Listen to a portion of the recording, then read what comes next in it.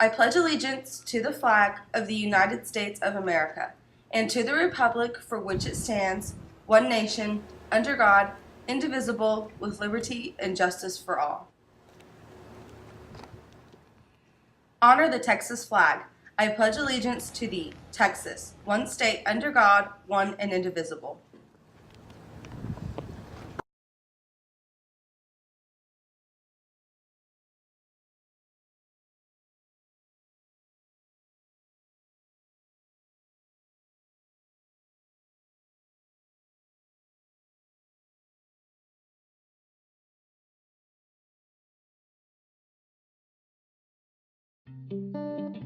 I was 13 when I first got access to a computer. My parents bought me a Macintosh in 1984 when I was 8 years old. I was in 6th grade. I learned to code in college. Freshman year, first semester, intro to computer science. I wrote a program to play tic-tac-toe. I think it was pretty humble beginnings. I think the first program I wrote asked things like, what's your favorite color? Or how old are you? I first learned how to make a green circle and a red square appear on the screen. The first time I actually had something come up and say, hello world, and I made a computer do that. It was just astonishing. Learning how to program didn't start off as wanting to learn all of computer science or trying to master this discipline or anything like that. It just started off because I wanted to do this one simple thing. I wanted to make something that was fun for myself and my sisters. And I wrote this little program and then basically just add a little bit to it. And then when I needed to learn something new, I looked it up either in a book or on the internet and then added a little bit to it. It's really not unlike kind of playing an instrument or something, or playing a sport. It starts out being very intimidating, but you kind of get the hang of it over time. Coding is something that can be learned, and I know it can be intimidating. A lot of things are intimidating, but what isn't? A lot of the coding that people do is actually fairly simple.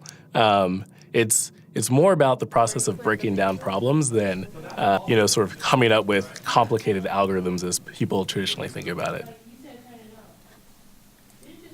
You don't have to be a genius to know how to code. You need to be determined. Addition, subtraction, that's about it. You should probably know your multiplication tables.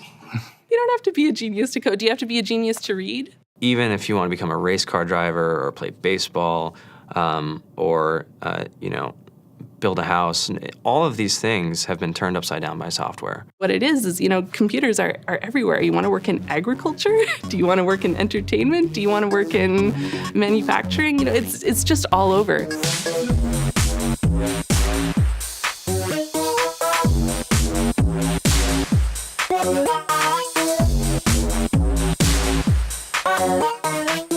Here we are, 2013.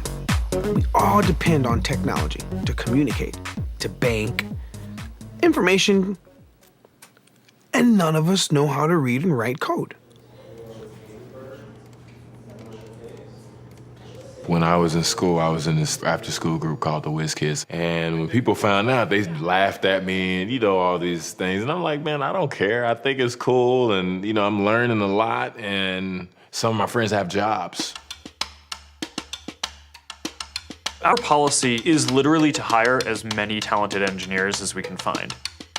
The whole limit in the system is just that there just aren't enough people who are trained and have these skills today. To get the very best people, we try to make the office as awesome as possible.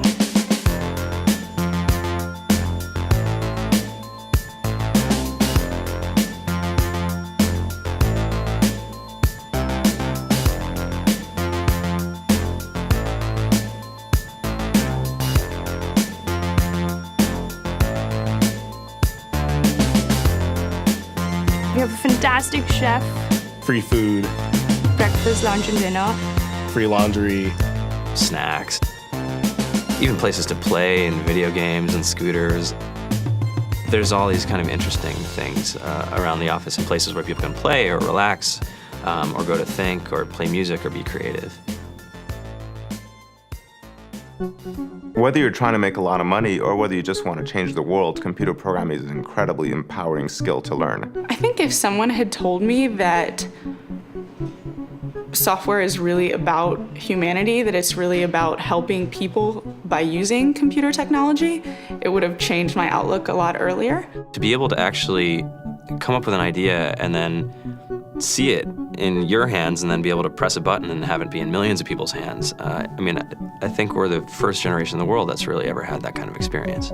Just to think that, I mean, you can start something in your college dorm room and you can have a set of people who haven't built a big company before come together and build something that 1 billion people use as part of their daily lives is just crazy to think about, right? It's humbling and it's amazing. The programmers of tomorrow are the wizards of the future. You know, you're going to look like you have magic powers compared to everybody else. I think it's amazing. I think it's the closest thing we have to a superpower.